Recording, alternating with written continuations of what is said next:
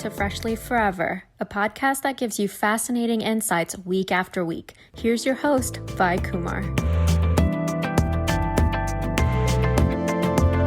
Hey folks, welcome back to Podcast Freshly Forever, and welcome back, Maria, to Podcast Freshly Forever. We had her on very recently on another episode just published a few days ago.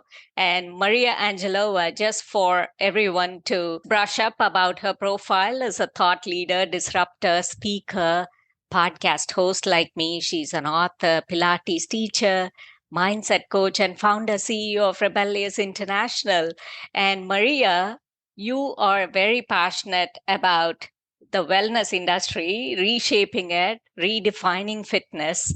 And so, welcome back to the show. How are you today? I am wonderful. I'm grateful to you for inviting me back, Vi. Thank you. Oh, absolutely. I think focusing on sports and sports injury prevention, most importantly, is like a passion project for me, if you will. So I just thought there's no better person than Maria Angelova to talk about this because she has started her journey like in her younger years as a swimmer and maybe for a short while, but now on to Pilates and much more. So you're in a way better spot to guide people on what they should and they shouldn't be ideally doing. So let's delve deep. Are you ready? Let's dive in. Let's jump in. Okay, perfect. So, what led you to become a Pilates instructor? Again, let's just do a quick recap for listeners of this episode. Have you played sports before? And if so, can you tell us more about it? So, I started getting into sports in elementary school. I'm originally from Bulgaria, which is in Eastern Europe. And one of my first sports was swimming. And I was actually a really good swimmer. I had a Russian coach at the time, and she would call me Mashenka, and she would be like, Mashenka, we will train you for the Olympics. I grew up in a family of academia, and at my time, if you were living in Eastern Europe and part of academia, sports were really not an option as a career. Even though I was great in swimming, actually they would put me to compete with the boys because I was good on backstroke. My swimming career didn't last for so long because private lessons and studying and academics had to take precedence. So that was short-lived. And then I played some basketball in school. I got hit in the eye and that was the end of that. Whatever sports I would start, it seemed like when I would get a little bit more serious, it would stop. That was okay. I was a very active kid. And back in the day, you can probably relate to that, right? We did a lot of exercising just playing outside. It's not like today. I was a very active kid. I got to the gym at age 12 because my curves started developing and the kids would make fun of me that I had a big butt. So that's how I started going to the gym. And then we moved to the United States in 92. In 1996, I started teaching group exercise classes at the local gym in Athens, Georgia. And that was the beginning of, so to say, my love affair of teaching fitness. And that lasted till about, I taught in the gym, I would say till about 2014, maybe somewhere there. When I discovered Pilates in 2012, I was very unimpressed by Pilates. I was like, it's slow, I'm not sweating, my heart rate is not up. I was like, what kind of fitness is this? Because I was used to the group exercise classes and more the HIIT type of classes where it's like, what is your target heart zone? And like, how many calories did you lose? And did you sweat? And how long was it? And all of that. And Pilates intrigued me in some way. And Pilates truly turned out to be transformational for my life. A great journey right there from how you started with swimming to getting hit in the eye. That would not have been fun at all. I'm sorry to even hear about it several years down the line, but that's not fun. I know about sports injuries and how gruesome that can be. And we are all immersed in this achievement culture, Maria, and results now or even yesterday, right? We all just wish things would happen in a jiffy and it would just happen right away. So rather than embracing development as a process, so how do you think this impacts athletes? I think we have forgotten how to connect to our bodies. And I think for many, even athletes, the body-mind connection is not there. And I will tell you, I'm speaking to you from somebody who has a very strong mind-body connection. And I'm talking to you also as somebody who works with athletes or athletic people. And it is amazing how we're taught push, go, and not to listen to our body. So a big part of my mission is, and the way I educate my clients is, you have to learn to listen to your body. What does that mean? Every day your workout will likely be very different. So one day you might feel great. You have eaten well, you have slept well, you have hydrated well. That is a day when it's okay to have a hardcore workout. But other days, maybe you went to bed too late. Maybe you ate crappy food. Maybe you drank too much because you went to a party. Whatever, maybe you had a super stressful day, right? There are different variables that play into how we feel and into our being. And that is a big part of how I reframe my clients' thinking. Every time, the first thing when we start, the first question is, how is your body doing today? And in the beginning, the answer is fine. And then as they deepen their practice, I start getting a lot of details by. They start telling me, this is how I ate, this is how I hydrated, this is what my stress level is. I sat too long, I traveled. They start making the correlation of all of these things impact the state of my being, the state of my body. And then I also have to train them. Okay, so you haven't eaten well, you haven't drank water, you haven't slept, you're highly stressed, you've been running around all day, and you think you need to have a hardcore workout. And sometimes at the beginning, people are confused and they're like, well, what do you think I should do? So I repeat to them, so this is what you told me. You're telling me your body is under a lot of stress. You think you should stress it more with the workout? And they're like, oh, wow, yeah, you're ready. Yeah, maybe some lighter workout and stretching. And my goal is, when a client comes and a client leaves, my goal is when they leave for them to feel amazing. I want their neck to feel looser, back to feel looser, shoulder not to hurt, knee to hurt, whatever it's like tight or achy or painful. I want them to leave going, oh, I feel good. I feel empowered. I feel taller. I feel more confident. I feel more connected to myself. And that is a very different experience than beating your body, abusing it. Because you know what? Then you break up that relationship. I call it the trust relationship with your body. And I teach my clients is establish a trust relationship with your body, to where your body trusts that you do for it what it needs for today, to nurture it, rejuvenate it, make it feel good. So you're having to bring your clients back in the moment, right? In terms of realizing, what is it that I can do today? What is it that I can't do today? Not push myself when it's impractical. That's exactly. And you know what?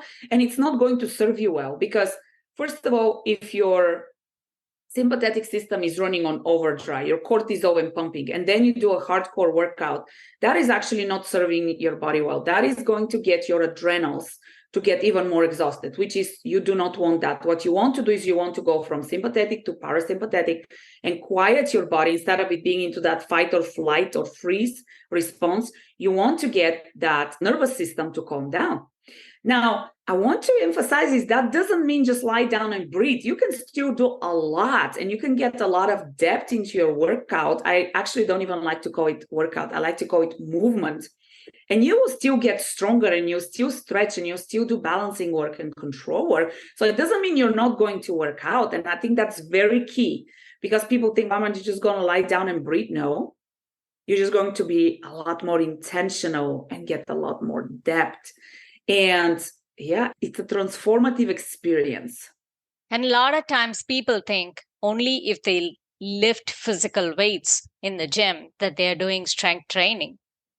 Even with your own body weight, you can do so much, right? There comes yoga, right? There comes extensive yoga or Pilates even. There's so much. You don't have to be on machines to be doing Pilates. You can do so much with your own body weight. Absolutely. And physically and mentally, how do you think athletes can achieve this peak performance? So unlocking the secrets to peak performance, if you will, Maria. So I have a little pyramid that I have created that kind of outlines the different layers that I believe are foundational for building our fitness or physical performance. And to be honest with you, it doesn't just go to the physical, it goes to our mental and emotional performance, and it's peak performance for life, really.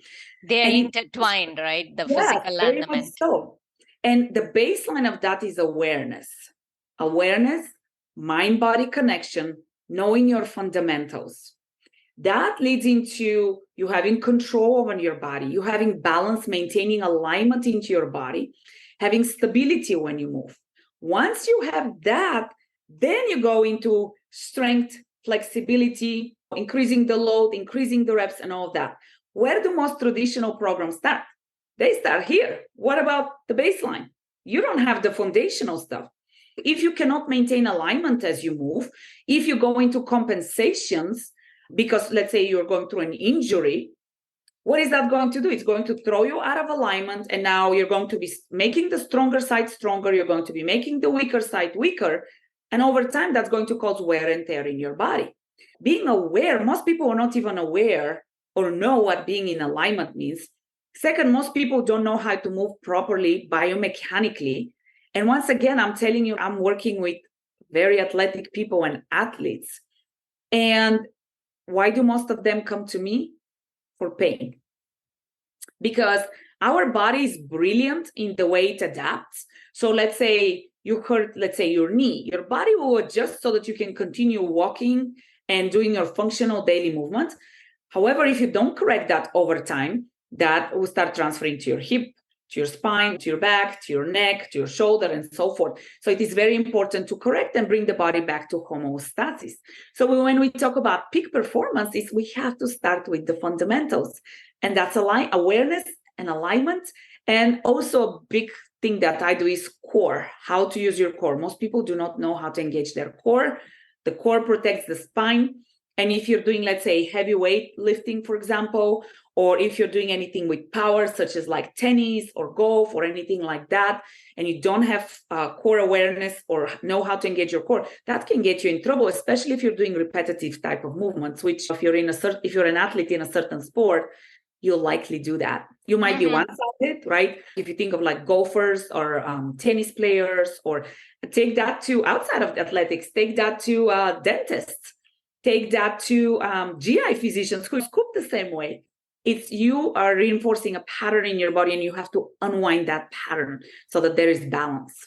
So you're always, in other words, compensating with your dominant side, perhaps, and you're just underutilizing your other side, whereas you have to be, for you to be in homeostasis, you just engage everything properly or make use of both sides properly, which you beautifully brought out there. Your recommendations then for a solid routine to enhance athletic endurance and improve performance, because only with sustenance comes improved performance, right? You can unlock your peak potential only if you can sustain. So you listen, if you're an elite athlete, an athlete that's going to compete into the Olympics, your workout routine would be very different than somebody who is a casual walker, right? You both move. However, when you're at that elite level, there is a lot that you have to do to preserve your body, especially if that's the way that later on you're perhaps going to make your money and you have to sustain your body, right? If you're an athlete, why are professional athletes, when they get 30, they're considered old? Because they wear their body so much, because they do so much physical work. Even college players. Oh, yeah, even college athletes. And think about that. Think about how many college athletes do we see with injuries, with serious injuries? Because once again, if you're not properly moving, if you're doing something repetitive, if there is no balance, wear and tear on the body would be a lot faster. Now, in a regular person that's not an athlete, I would say so far, we used to see the aches come like 40, 45, right? That's when the aches and pains come. Unfortunately, nowadays, they come a lot easier because of technology and slouchy posture. But if you're an athlete, those aches and pains, if you're not moving properly, they'll come a lot earlier. And what are some things that athletes can do to, once again, one, perform better, but also sustain that performance for a longer period of time, sustain their careers, is they have to have balance into their workout regime. What does that mean? You have to have your muscles have to be strong, flexible. You have to be able to demonstrate control. So if you have a muscle that's, let's say, super buff and strong, but lacks flexibility, you do one split, let's say, that's, out of control, you rip that muscle a lot easier. If you're somebody who has a lot of hypermobility, let's say into the joints, and it may look impressive, wow, that person can do everything, but you lack control, that predisposes you to injury because you don't have control over your body. So you have to maintain that beautiful balance between all of them. You also have to know how to use your core. Why? Because your core, I tell my clients, it is like a cylinder. The spine is in the center, and you better protect that spine because what's in the spine? It's your nervous system. So you do not want to compress the spine. You don't want to put pressure on the nerves that are going in between. So core, no matter, I don't care what you do. And actually core, even for us regular folks, is super key. And that is the secret for me getting people out of pain is I decompress the spine, right? I get them to sit taller. I get them to decompress the hips. And then all of a sudden they're like, oh, wow, my sciatica doesn't hurt anymore. Because if I slouch like this, think what's happening to my spine. Those are a couple of things that athletes have to think. And yes, depending on what you do, you will do repetition. Some sports require more strength training. If you're into something that's more endurance type of athlete, you do a little bit more cardio, but you have to find the balance between all three: strength, flexibility, and control. And just to clarify, if you're an athlete, you do know what control is. Control is means you're intentionally moving your body in a way that is purposeful and not just if I toss a ball and I don't have control, I can throw off my shoulder. Versus if I twist and the power comes from my powerhouse and from my core, you're going to have a lot more power, a lot more speed, but you also protect your body, which is key. Because if you throw your shoulder and that's your job, guess what? You lose the power if there's pain into the shoulder and you wear and tear it quicker. So the form is very important in terms of how they have been trained to do it, hopefully trained the right way to do it, right? So that's where repetitively, when you do it right, it makes a lot of meaningful difference. Whereas if you do it wrong, that is when unfortunately you fall prey to injuries that you really don't want to see as an impediment. What about injury prevention then? What should athletes and most importantly, Maria, the support system do? You know what? I think it goes exactly to the same points that I made. Because if your body is moving properly and if you have proper engagement and you maintain alignment, guess what? That will dramatically reduce your chance of injury. Now, you could have an injury because you slip, trip, somebody trips you, kicks you, right? You fall. That's a very different thing that, let's say, a wear and tear injury because, let's use that same example, because of the way you're throwing the ball. And I'll tell you, this is something I take very seriously. If you're an athlete, please make sure that you have the right coaches with you, right? I can't tell you how many examples people are like, I heard Pilates is great. So I watched some YouTube videos and I started doing these exercises. And then I'm like, show me the exercise. And I'm like, oh, that is magnifying your pain because you're not doing it properly. So if you don't understand, and especially if you're an athlete, for everybody else, but especially if you're an athlete who counts on their body for performance and for a living, do yourself a favor and save your body because it will pay off. Like I said, maintain balance, maintain alignment. Core engagement is key. And I would say you brought it up in the beginning. Recovery is very key. We are very prone to, you brought up the culture of overachievement. We are very much a culture of overachievement when it gets to sports. And the body does need time to recover. Now, there is a lot of research out there on how much recovery you should do. There is a lot of research on how long you should hold a stretch. And what I tell people is you have to develop that relationship with your body when you tune in with your body. And today is going to be a hard running day. Tomorrow, I'm going to go for a walk. Okay, I have competition coming up. I'm an athlete, right? So what do I need to do to make sure that I'm performing optimally? Guess what? The basic pillars of health have to be there. You have to eat right. You have to hydrate right. You have to manage your stress. It's all encompassing instead of I'm going to kill myself to prepare for this thing. And then it's not there. Yeah, you don't want too much strength training when you know tomorrow, day after, you're going to be competing hard, like playing 6 hours or whatnot. So I guess right there, you beautifully said Yeah, surround yourself with the right support system in terms of even who you play for, what you do, and things Yeah. like that. I guess, unfortunately, with the achievement culture, no one wants bad intentions. But again, when they are immersed in the moment, all that they care for is their bottom line, their answerability to their management in terms of how much success they have brought as a coach to a team. And so sometimes things just tend to get out of control. And that's where one has to find the right set of balance in terms of doing things meaningfully. That way, recovery is emphasized. I don't mean to say by any means that coaches are bad. No, not at all. There are wonderful coaches that exist everywhere. It's just that finding and as an athlete having that self discipline to be able to take care of that recovery as well, because at a point where you are like past your junior stage where you are transitioning out of recreational sports, you are, if you are on a path to being a professional athlete or whatsoever, you have to have that discipline inculcated in yourself to be able to take care of your body, because as an adult, no matter how good a support system you have, people can't be hand holding you on that front, right? So that's Yeah. where it becomes very important.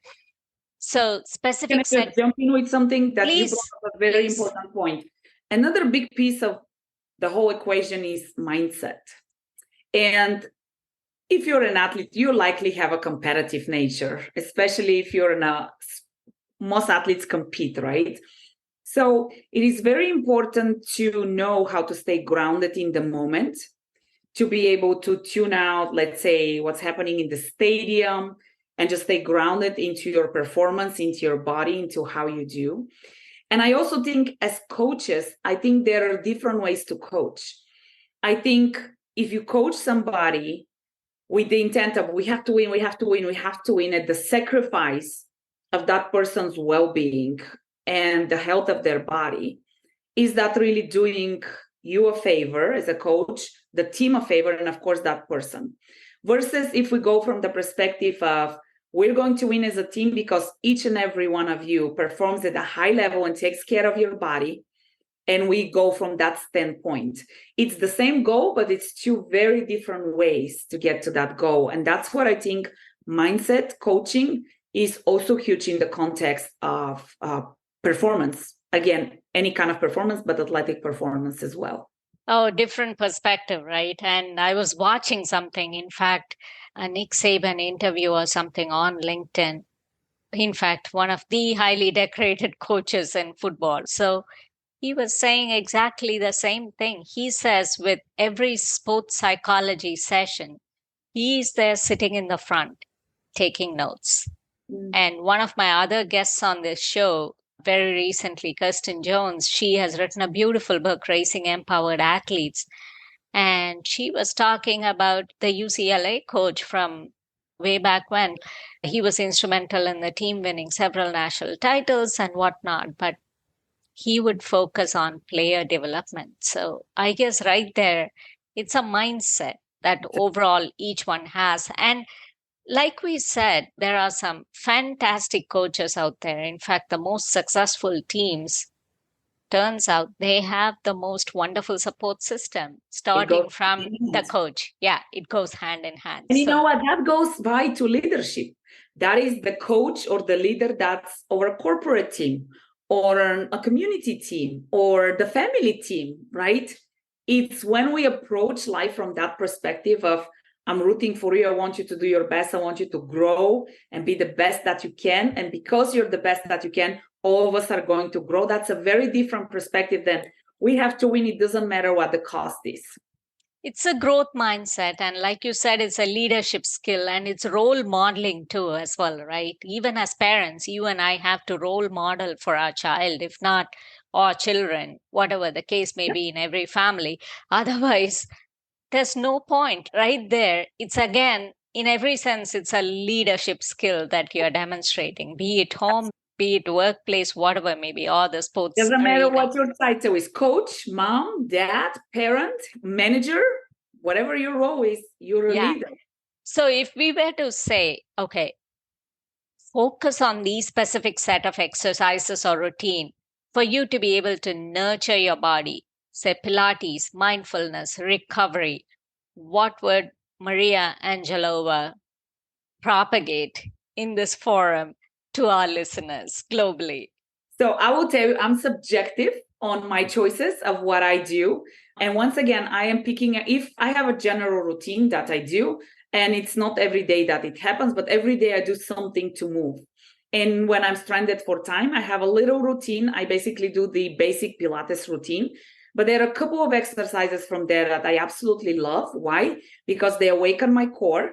They get me to stretch. They get me to articulate my spine, which means move my spine one vertebrae at a time. They get me to stretch my spine, my hips. And I can do it in like 10 to 15 minutes and be like, all right, I got this. Let's go and move forward. And those exercises, you guys can look them up, but the hundreds, I'll give you the whole basic routine and people can look them up. The hundreds, the roll up, the leg circles, rolling like a ball, single leg circle, double leg circle, spine stretch forward. And if you even that's too long, do the hundreds and the roll up, and that's a great start. I do higher reps on the roll up. And like I said, they're all encompassing of waking up my body, of getting the circulation to move, of getting my mind and body to connect, waking up my core, establishing that strength, flexibility, and control. Oh, you know what? When I said balance before, I forgot endurance, but that's the fourth component. But we want to make sure that we have all of that into our routine. Now, depending on what you do, your daily routine will probably be different. I would say meditation or something that's meditative. I think I don't know why if you think that, I think a lot of people have meditation, you have to sit a certain way, hold your fingers a certain way and do that.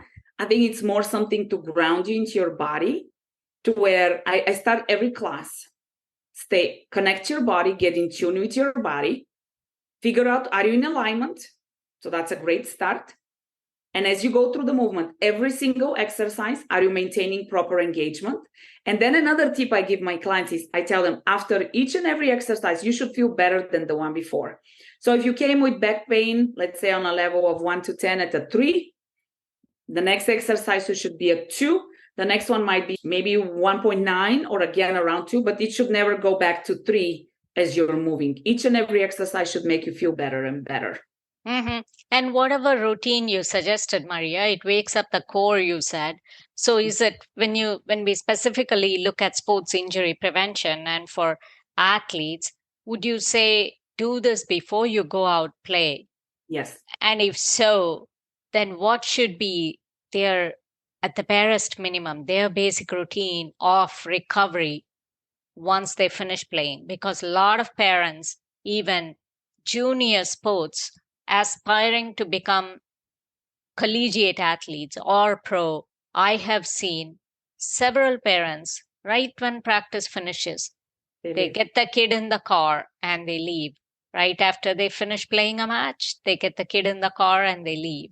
Yeah. And the kids are probably the same way. And I've seen there are some very meticulous kids that would do their recovery routine, stretches, or they would do their preparatory routine before and all of that.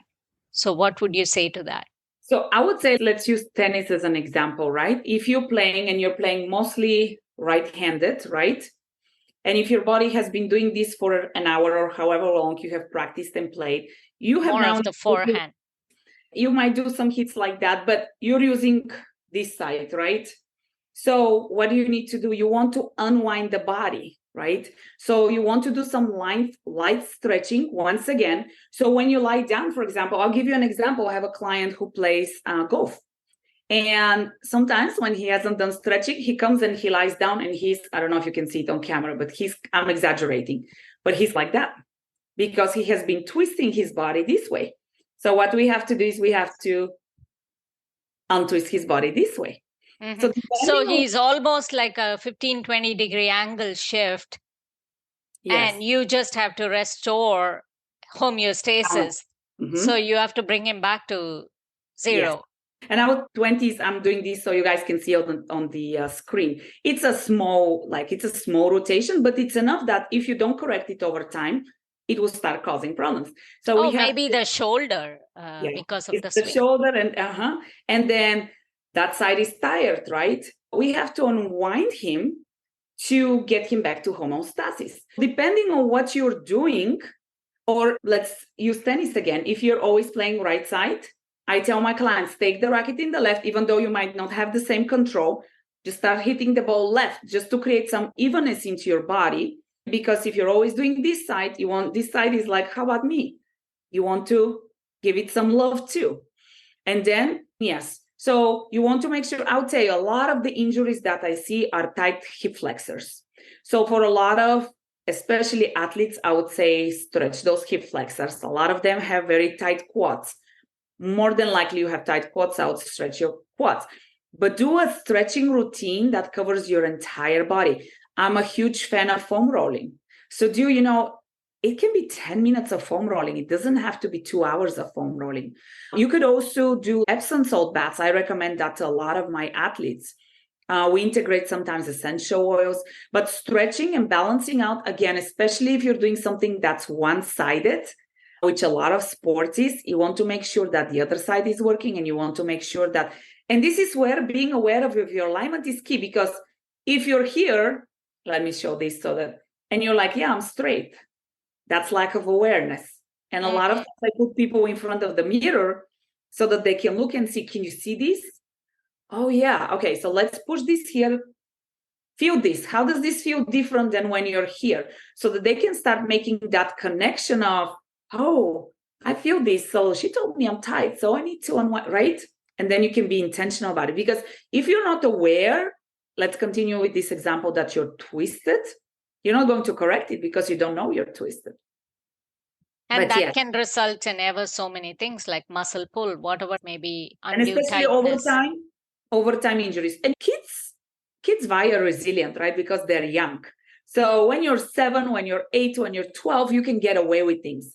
But if you have something like that from childhood years and you don't correct it into your adulthood, I have so many people who come and they'll be like, middle-aged people. And I'll be like, any injuries? They're like, no. They're like, when I was 15, I had this one injury, but that was such a long time ago. Let's see if we can see the residuals of that injury into your body. And most of the time we can. Yeah. So I guess intentional movement, like you said, engaging, making sure of the right form, the right posture, engaging the right set of muscles, engaging your core, all that becomes very important, right? What about the role of nutrition and other aspects relating to rest and recovery? And I guess sleep is critical. And I will tell you, from somebody who used to be a night owl and not sleep, and I'm actually one of those people who can function with not much sleep, but it is not good for you. Your body restores when you sleep, and the quality of your sleep and when you go to bed, it is super key, especially if you're exercise athletes. Some of them exercise for hours and hours in a day. You have to rest. You have to get quality sleep. You have to have the right sleeping environment. Also, remember that the quality of sleep, if you go to bed at 2 a.m., is not the same as when you go to bed at 10 p.m. And especially for a lot of young athletes, that's a thing, right? Because once again, they can get away with it. But it is super important to give a chance to your body and your organs to recoup and rejuvenate and rest so that you can be at your peak performance. And you goes hand in hand with that. Once again, when you're younger, you can get away with more things. Is it good for you? No, because it wears and tears your body more. But not at the professional level, or not at the highest competing level. Even collegiate is so demanding that you really cannot get away with it. Because really, nutrition is playing such a key factor, once again, of sustaining your performance and recovery from performance. And that's when I say you have to have the right support system. And I know for parents, it can get expensive, right? Oh, I need a nutrition coach. Oh, I need somebody to help stretching. Oh, I need somebody to do functional movement. But that's what it takes, because your body, that's your job, right? And I'll tell you, as somebody who teaches, my job is very physically and mentally demanding. I have to make sure I stay strong, or otherwise my back starts talking to me. And I'm like, okay, because I spot a lot, I squat, lift up and stuff like that. So I have to make sure I stay strong. So I'm speaking also as a user of all this advice. Absolutely. So definitely focus on nutrition. And again, I guess I've emphasized it using so many guests on this program. Do not eat the junky stuff. That's just for maybe once in a while indulgence. I guess you and I are not sitting out here trying to deprive people of whatever is cool stuff. Trust But me, on I love ice cream and I love chocolate, but moderation, right? mm-hmm. I'm not Yeah. saying never have ice cream. I'm not saying never, because what kind of life is that? Enjoy it, but especially if you're training for competition, if you're having more practice, you have to be more intentional in the context of athletes. You have to be So, what would Maria Angelova eat if she were to compete? Oh gosh, you know what? That's also very subjective, right? It depends on what kind of sport you're doing, what kind of calorie expenditure you're doing. Do you need to feed a lot of muscle? Like a bodybuilder would have a very different meal plan than, let's say, like a marathon runner, right? You would want to have different kind of food sources into their diet. So I would tell you, I personally start, and usually my workout routine is a run and then Pilates session. That is my workout routine. And what I eat is I usually have a smoothie in the morning, a protein shake in the morning with a lot of fruits. And then at lunch, I will have a full meal. And it's usually home cooked with vegetables and some kind of lean meat. Then I'll take a treat, like a piece of candy or something like that, just to make my sweet tooth happy. And then at night, I usually have a salad. That's what I do. And I'm 46. You also have to take into account the age because our metabolism changes. And I will tell you that this is a very different way than I used to eat in my 20s when I was also very athletic and doing the HIIT type of workouts. But my metabolism was also very different. And I am not an athlete right now. I'm very active, but I'm not an athlete. So that's important to note. And it's a great thing that you underscore there. It's very subjective. So make a meal plan that is very relevant to your schedule, to your body needs, because each one of us, there may be hundreds of diet programs out there, but nothing is tailor made for you Yeah. as a person or me as a person. We just have to be in tune with our body, listen to our body, and make sure that we feed ourselves right. Make sure we bring in a lot of fruits, vegetables, whole grains, and protein Yep. that is right for our body type and for our nature of workout. And also, a lot of kids don't seem to fuel themselves right after their workout. The timing becomes important, also, correct? Yeah. Yeah. When you work out, you want to replenish and feed those muscles. Yes. With quality stuff, right? Because it's so Yes. easy to go have a candy bar after you have just finished a workout because you feel like maybe you deserve it because you've lost all those calories. And you make a great point. And I wanted to quickly revert back to what you said about being aware of your body, because if you really tune into yourself, and that's not just athletes, that's every one of us, you can have a meal and ask yourself, how do I feel? Do I feel like I have more energy and I'm awake, or do I feel like I'm going to fall down because I need a nap? Do I feel bloated? How is my workout? Because you know what else is very interesting, Alvine? Depending on the state of your body, the way you move will be different. And that is fascinating. And I'll tell you, if a client, let's say their body is sensitive to milk, let's say, and they have milk and they come into a workout, they feel stiffness and limited mobility. So it is what you eat and what you put in your body and the way you sleep and all of that. 100%, I will tell you that plays into how you move. And you don't have optimal mobility, because the balance that we talked about the body, it's all about mobility. You want to have a strong and mobile body and balanced body. So if you don't have mobility, let's say throwing that ball, you will not be able to throw it again with full force and full range of motion, because I don't know, your neck might feel stiff, your shoulder might feel stiff or something like that. That body awareness is so key. And even you can have a nutritionist create a nutritional program for you that might work for the exact same athlete, same age, doing the same sport, but that there might be something in that diet that doesn't work for you specifically.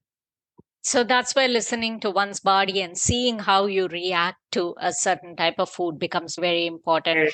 Yes, of course, it may be hard initially, it may be challenging, but over time, if you just watch, you can be in tune with yourself. So that Yeah. is doable. And I guess I speak from personal experience. moderation in technology use for better posture and wellness. How do you think? We know this is impacting the world, but how do you think it's impacting the athletes and in terms of their performance, their physical and mental well being? Not good. This applies to everybody, not just athletes, but again, athletes are somebody who depend on their bodies even more than the regular person. So if you think of somebody who is hunched over, somebody whose shoulders are up, because that's what a lot of what we see right there and then, that's limited mobility for you. If I were to swing, if I don't have mobility, if I'm hunched over and my chest is tight, I can't open that chest much. So right there, that will impact you 100%. So poor posture, again, goes against mobility. And when your mobility is limited, you cannot perform your best. But yeah, it's not serving anybody, but especially athletes, especially the young people today, because they're getting hunched over at such an early age. And then the other thing is, if I slouch forward, what happens to all the organs which are here? To the heart, to the lungs, which to the digestive system. All of these organs are super key for you performing your best. If you can't breathe efficiently, if your heart is not beating efficiently, if you're not digesting properly, how do you think that's going to reflect into athletic performance? So that is, posture, I say, is the new epidemic. And it's a sad thing for people like me, is we're going to be busy because we're seeing now kids as young as 19 years old, they're growing ships on their cervical spine because of the phone usage.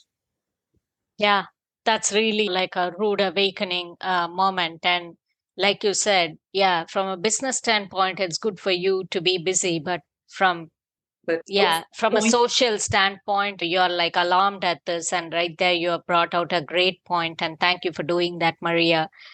The role of psychological support and the need to focus long term on an athlete's welfare versus just near term and whatever you and I talked about earlier, the win mindset. Yeah. I think not just for the coaches or anyone alone, even for parents, even in juniors, when you stand on the sidelines in like any ball game for that matter, it's almost like the parents are competing. And it's like such a nasty atmosphere out there, as if it's okay. It's like a whatever that is, diamond crown out there that's up for grabs. I think it's very important to remember, once again, we noted that before, that athletes, usually most competitive athletes, are type A personalities, right? They have the competitive gene inside them.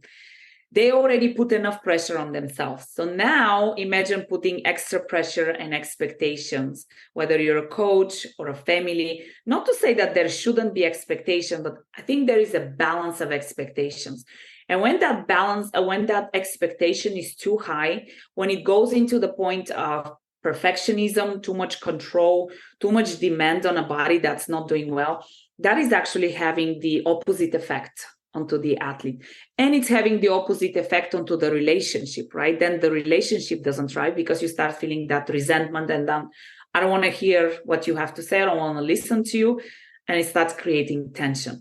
So you mentioned about trust. And so right there, you break that trust. You break that trust. And I think that's something very important to remember, because as parents, of course, you want to see your kid do well. Who is the parent who doesn't want that? Of course, you want to see that.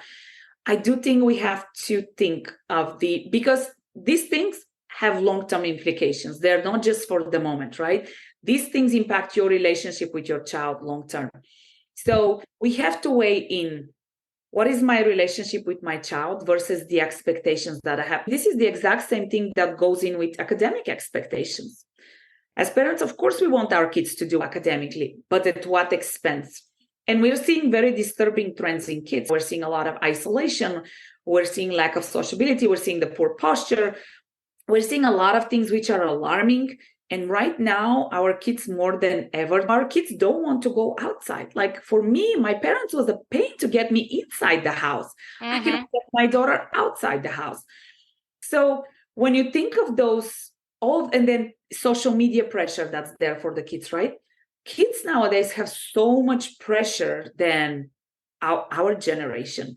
And they really need that support to tell them, you know what? Okay, you didn't do so well in this game. You're not a failure, because we need to stop identifying ourselves with our perceived failures. What is the lesson? Okay, your swing was not good. So what can you do to do your swing? Oh, maybe you went to bed really late last night.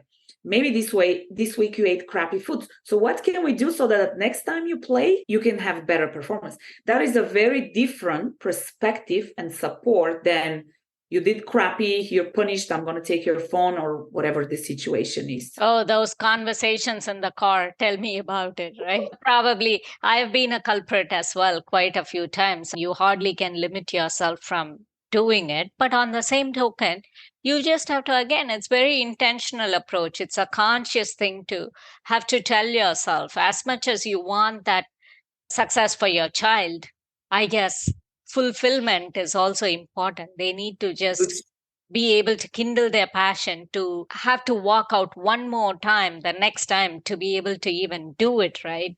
You just don't want them to be doing it out of pressure. You just don't want them to be doing it out of somewhat of a Yeah. expectation. So that's really important.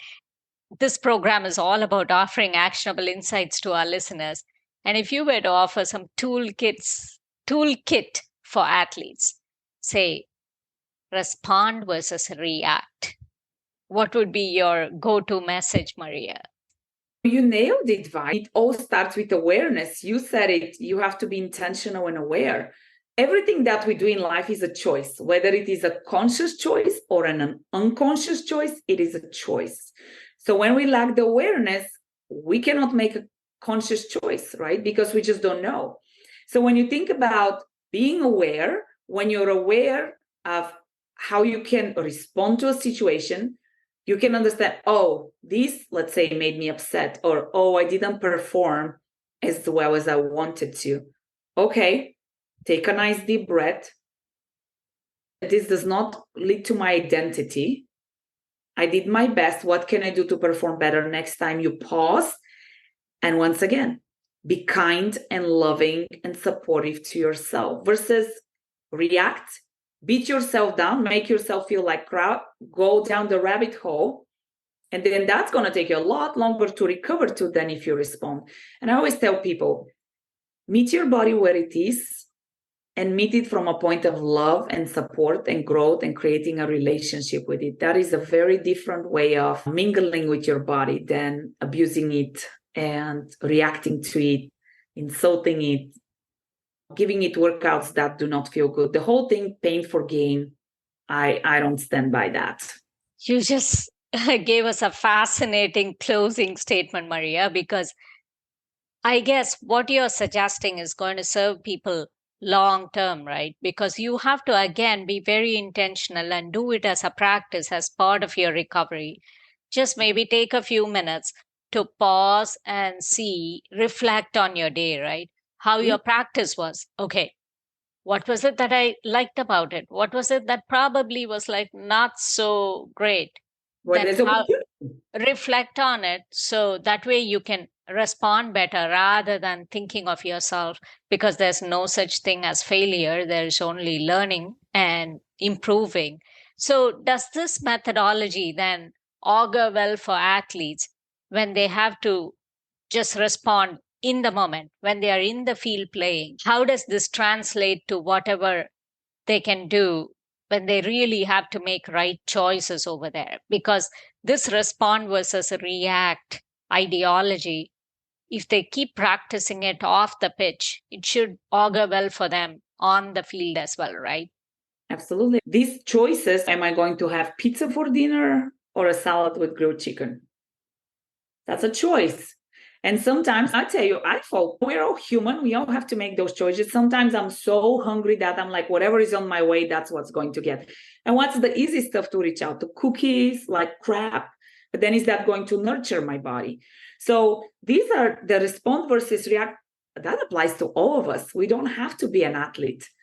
It applies to every single one of us, and understanding that our life is a sum of our choices. So when we can be intentional about our choices, then things are very different than we're just going on the hamster wheel because that's what we should do. Somebody told us that's how we should do. Check in with yourself. Like, okay, the state of my life is, does that feel good? Does that feel good into my body? And if the answer is no, then do some evaluation. Don't beat yourself. That's what I always tell the clients. Don't go into judgment. Just meet yourself where you are so that you can make changes to make things better. Mm-hmm. And for any odd reason, even if you reacted on the pitch on a given day or on a tennis court or on the field, then don't beat yourself up, but just come and do that self introspection 8 out of 10 times. That won't happen again. And then it can become 9 out of 10 and then 10 out of 10, hopefully. Is that a fair assessment? We have to be realistic. We're human, right? So if I tell you I never lose my cool, I will lie to you. But I'm a lot more aware, and the awareness kicks in a lot faster. Sometimes as a mom, like I tell my daughter to this, like, how long can you be patient? I lose it. Then I'm like, oh, no. And I'll go and I'll apologize to her. Exactly. And, we'll have a conversation. But that is how we're building our relationship. And you're human. So also give yourself grace when you react to something, because that's part of us being human. But the more centered and grounded and in tune with yourself you are, I tell clients, instead of doing this, you'll be more like a smooth roller coaster rather than up and down. Oh, what a fascinating message, Maria. I think couldn't have enunciated better on the need for stability, the need for all the balancing, being intentional about matters and not go through roller coaster when you don't have to, and focus on your recovery, focus on all the right things to do to be happy doing what you do. And would you like to put out your Pilates studio information? And I'll be sure to include your book, include your other websites in the show notes. But if you would like to talk a moment about how you are helping athletes with your Pilates, the forum Sure. I is mean, yours. everything that we spoke about is what I do and what I teach. Like I said, most people come to me because of aches and pains. But if you want better performance, and if you want to preserve your body, injury prevention, and if you want to know how to utilize your core better, I tell my clients, I will make you the strongest you have ever been and the most flexible you have ever been, and I will help you quiet your mind. And these are all key things that we're looking for as we grow, and not just athletes, but really anybody. And my website is rebellious-studio.com. So that's REBELLIOUS-studio.com. Okay, fantastic. Thank you so much, Maria, for taking the time once again to talk to our listeners here. And listeners, as always, follow the podcast, rate the podcast, leave a review from your podcast app of choice. Follow me on Instagram and the new YouTube channel at YP Kumar, VAIPKUMAR, for all things digital media and lifestyle. Until next time, with yet another interesting guest and yet another interesting topic, it's Vi and Maria saying bye bye for now.